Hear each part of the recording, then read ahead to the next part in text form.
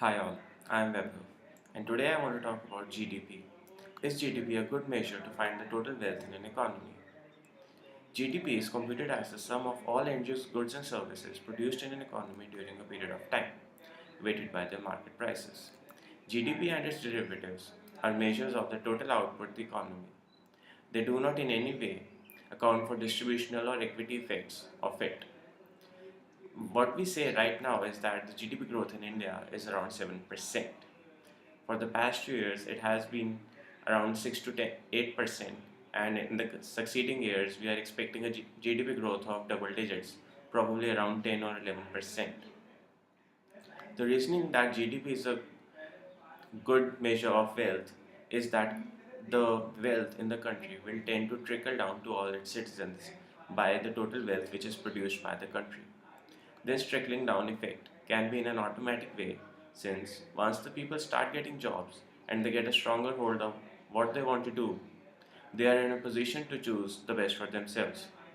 As I say that, the government can follow primarily two different approaches to reach this conclusion.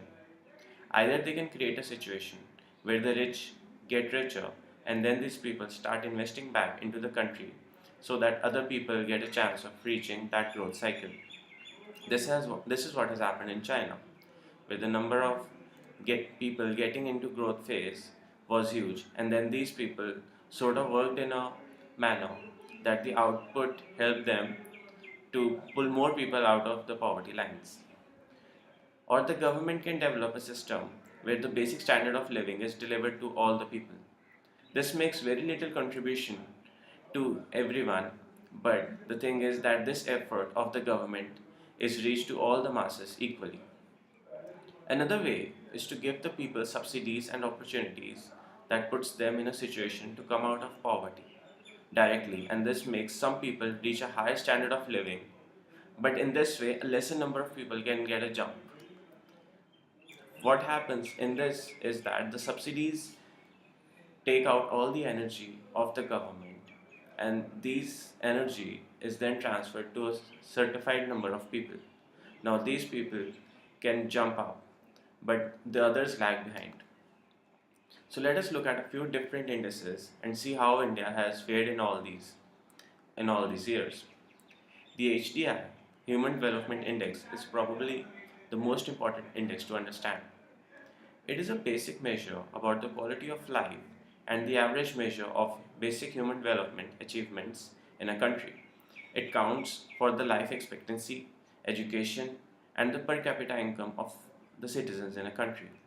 India ranked 130 among 188 countries in a 2014 HDI report. Another cause of concern can be that the employment is way more in the informal sector rather than a formalized and organized sector. Even though employment is being generated, but it is more in the informal sector. The problem with this is that the informal sector is not that efficient and the output is not that comprehensive. Another index is the corruption index released by the Transparency International. As of now, India is ranked 79 out of 190 countries. In 1995, India reached a low of 35, so it shows that the corruption in India is a problem.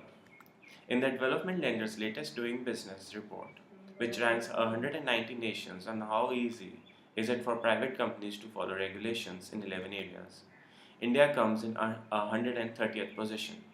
This index tells us about the ease of setting up a business and working in a country. It takes into account the days required to get the documents passed in starting up and wording down the business. The 2016 World Press Freedom Index, released by Reporters Without Borders, is led by Finland, which retained its top spot for another year. India jumped 3 spots to 136th position. A low rank here specifies that the press is not free to report anything but is curtailed by the government into whatever it publishes. This goes down to show that the quality of the press is limited to the voices of the government.